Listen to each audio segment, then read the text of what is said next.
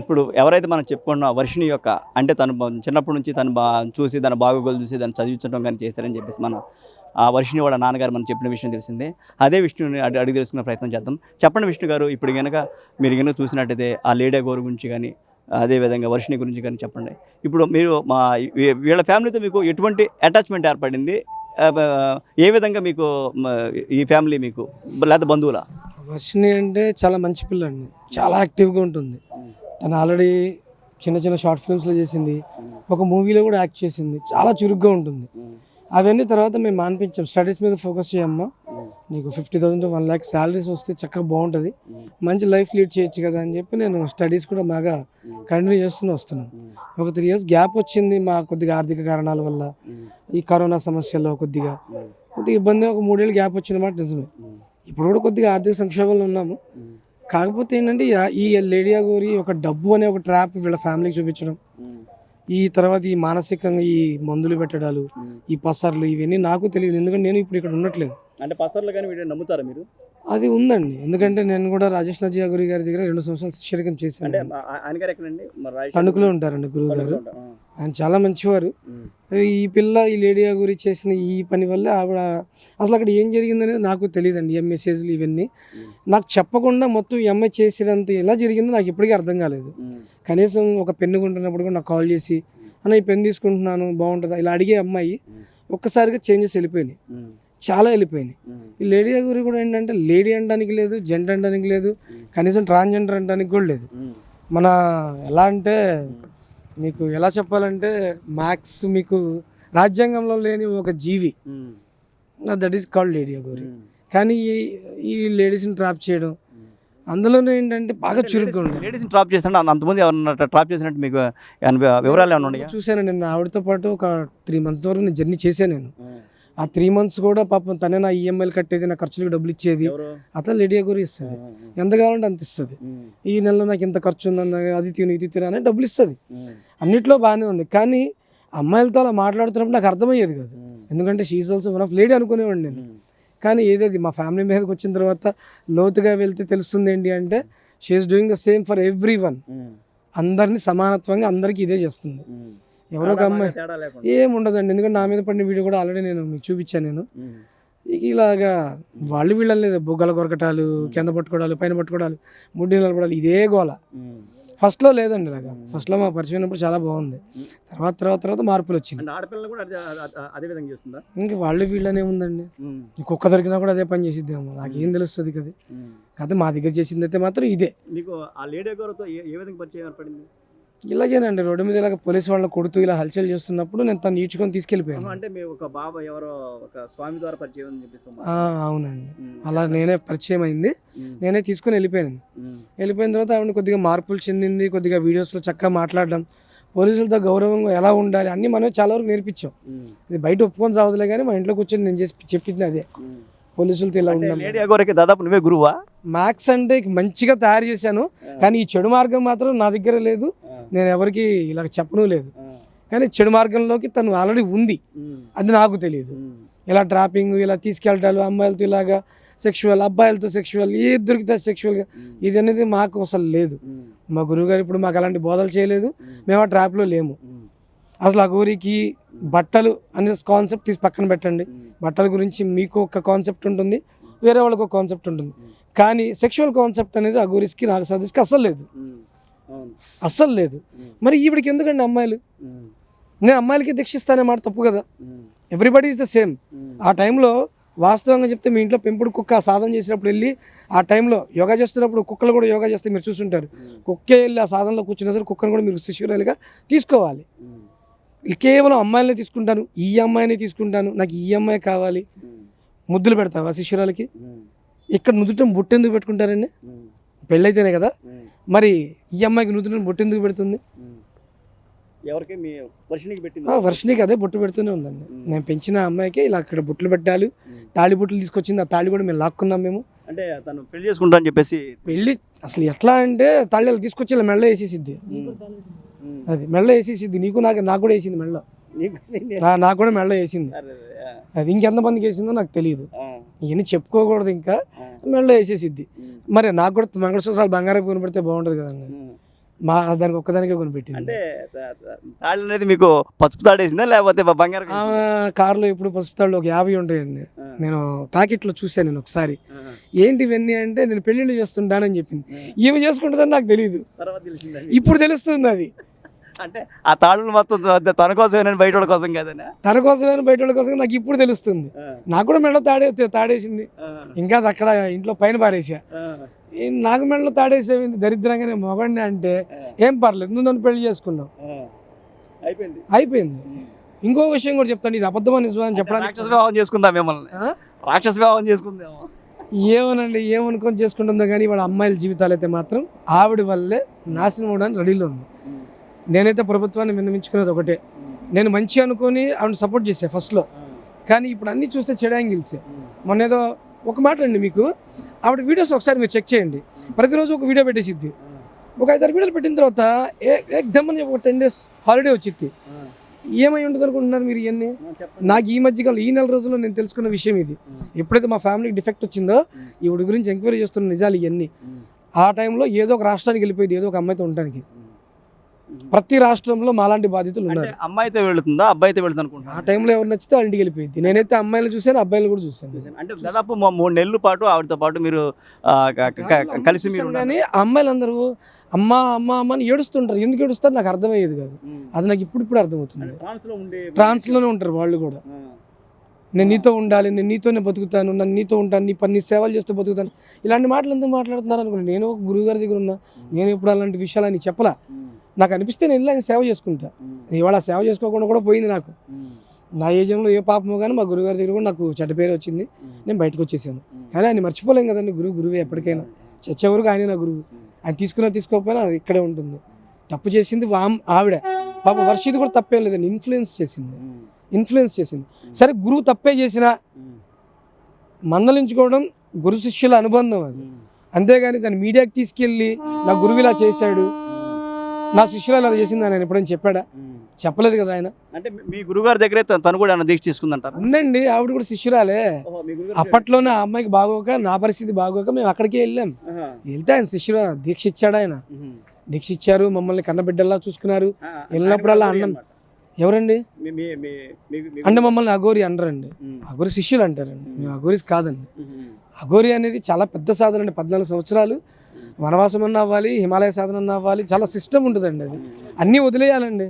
అలా అని చెప్పి తల్లిదండ్రులను వదిలేయమని చెప్పి ఎవరు చెప్పరు. ఏంటంటే ఆ టైంలో మాత్రమే దూరంగా ఉండమని చెప్తారు.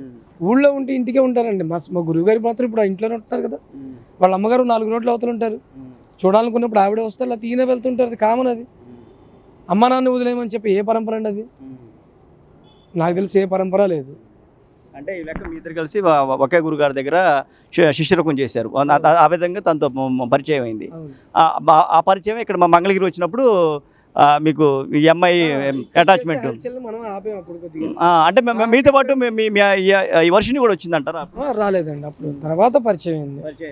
తర్వాత అంటే నేను ఊళ్ళో లేను కదా, నేను లేనప్పుడు తన కారు పాడవడం ఏదో జరిగితే సరే వెళ్ళండి అమ్మా అని చెప్పి మనోడికి చెప్పాను, మా తమ్ముడు ఒకడికి చెప్తే వాడేం చేశారు, ఆ పిల్లలు కూడా తీసుకుని వెళ్ళాడు. అంటే తోడుకోసం అసలు ఏం జరుగుతుందని తీసుకెళ్ళాడు. లేడీ గారు ఒక అట్రాక్షన్, అప్పట్లో యూట్యూబ్ హల్చల్ ఇవన్నీ జరిగినాయి కదా. సో అలా వెళ్ళింది. అలా వెళ్ళి అలా ట్రాప్లో అలా కొద్దిగా నాకు తెలిసే టైంకి మొత్తం అంతా అయిపోయిందండి. అంటే మీరు దాదాపు ఒక 3 నెలల పాటు ఆమెతో కలిసి ఉన్నారు అనుకున్నా. ఆ 3 నెలల పాటు మీరు చూసింది ఏంటి ఆవిడ దగ్గర? ఏమీ లేదండి, హల్చల్ చేయడం తప్ప ఏమీ లేదు. అంటే కానీ నేనేమనుకున్నానంటే ఇది సమాజానికి పనికొచ్చే అంశంగా తయారు చేయాలని నేను ట్రై చేశాను. ఈమె 8 నిమిషాలు 10 నిమిషాలు ఏదో చండాలంగా బూతులు తిడుతూ మాట్లాడేది అప్పట్లో. ఆ తర్వాత అప్పట్లో చాలా మంది గురించి మాట్లాడింది, ఆదిత్యనాథ్ గురించి కానీ చాలా మంది గురించి మాట్లాడుతుంది. నేను బ్యాడ్ వర్డ్స్ యూజ్ చేయకు, మాట్లాడితే అంగం కోస్తా. సీఎం అండి రేవంత్ రెడ్డి గారు సీఎం అంటారండి ఆయన్ని. ఆయన అంగం కోసేది ఏంటండి? ఎవరండి ఈవిడ? న్యాయస్థానాలు ఉన్నాయి, పోలీస్ స్టేషన్లు ఉన్నాయి, మనకి ఇంకా లోక్ అదాలత్లని చాలా ఉన్నాయి. ఈవిడెవరండి రోడ్డు మీదకి వచ్చి అంగాలు కోయడానికి? మాట్లాడితే అంగం కోస్తా ఈవిడకి లేదని చెప్పి ఊళ్ళో అందరిది కోయాలా ఏంటి? అంటే ఈవిడికి ఆపరేషన్ ఏమన్నా చేయించుకుందా?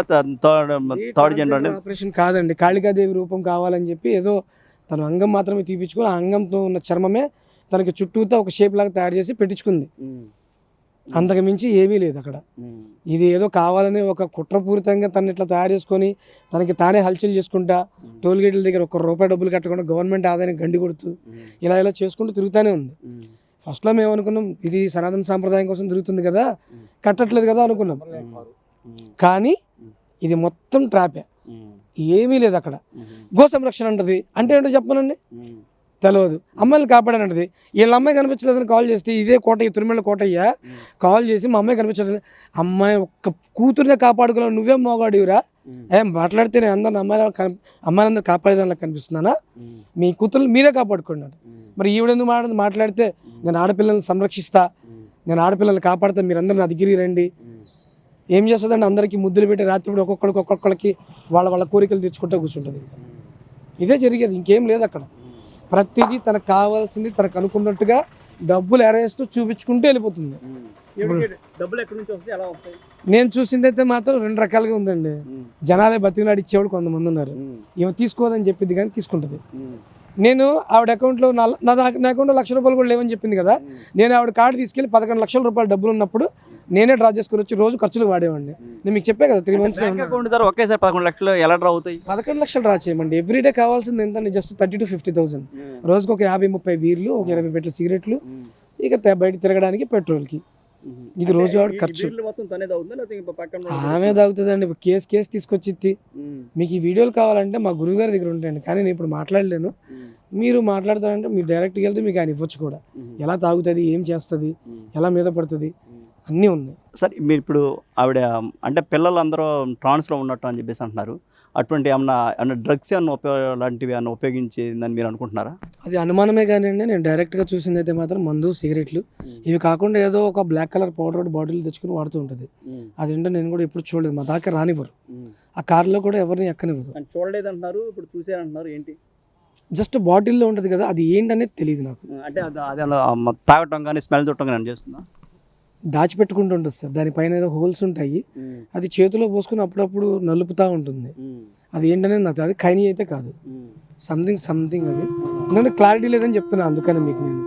కానీ ఆవిడ మొబైల్స్ కానీ, ఆవిడ ఒక ల్యాప్టాప్ వాడుతుంది, ఆ ల్యాప్టాప్ కానీ పోలీసులు అవి తీసుకొని అవి కనుక మీరు ఖచ్చితంగా చెక్ చేసి, ల్యాబ్ టెస్ట్ కూడా ఉంటుంది కదా, అవి కూడా చేసి తన పూర్వపత్రాలు మొత్తం బయటికి తీస్తే ఎంతోమంది ఆడపిల్లల్ని, ఎంతోమంది మగపిల్లల్ని కూడా కాపాడిన వాళ్ళు అవుతారు.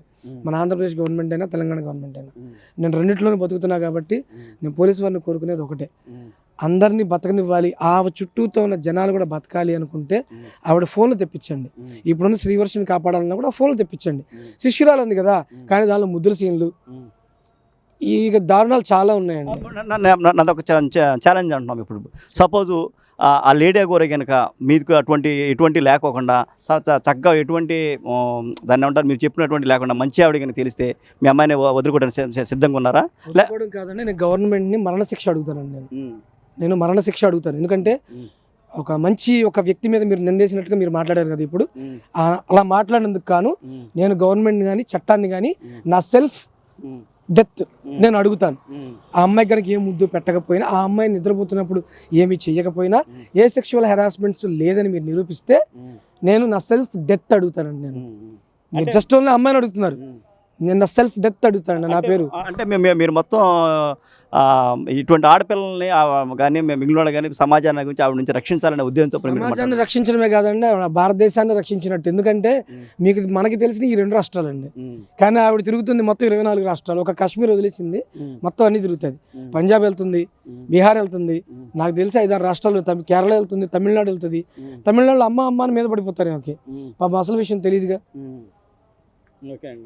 ఏంటంటే జనాలు కూడా ట్రాన్స్లో ఉంటారండి, కర్మానుసారం జరుగుతాయని మేము నమ్ముతాం. అఘోర సిద్ధాంతం ప్రకారం కర్మ సిద్ధాంతం ఉంది, అన్ని సిద్ధాంతాలు పనిచేస్తాయి, అలా నమ్ముతాం మేము. కానీ ఈవిడ సిద్ధాంతం ప్రకారం ఈవిడ చేసే పూజలు ఏవి ఫలించవు. ఇలా కొట్టుకుంటూ ఉంటుంది.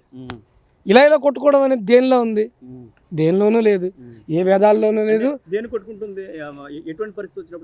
పూజలు చేసేటప్పుడు ఇట్లా కొట్టిద్ది, ఇలా కొడితే దాని మీనింగ్ ఏంటో నాకు తెలియదు. చేతుకున్న గాజులు కూడా పగిలిపోయా కొట్టిద్ది. ఇప్పుడు చేతికి గాజులు అవన్నీ పగల కొట్టుకుంది, దాని ముక్కలు కూడా నాకు తెలిసిన చోటే ఉన్నాయి. అవి కూడా ఏరుకొచ్చి మీరు కావాలి టెస్ట్కి ఇస్తానని కూడా పంపిస్తా. అంతకు మించి ఆవిడ దగ్గర ఏ పూజలు లేవు, ఏమీ లేవు. ఆవిడ దగ్గర ఉందల్లా పసర మందులు, ఆ వశీకరణ మంత్రాలు అయ్యే తప్ప ప్రపంచాన్ని బాగు చేసేంత కానీ కనీసం మా మంగళగిరిని బాగు చేసే శక్తి కూడా ఆవిడ దగ్గర లేదు. అఘోరి అంటే దాదాపు ఒక ప్రపంచాన్ని రక్షించే ఒక సంరక్షకులుగా చెప్తారు. వాళ్ళు ఎక్కడో అడవుల్లో ఉంటారు, బయటికి దాదాపుగా రారు, కనిపించరు.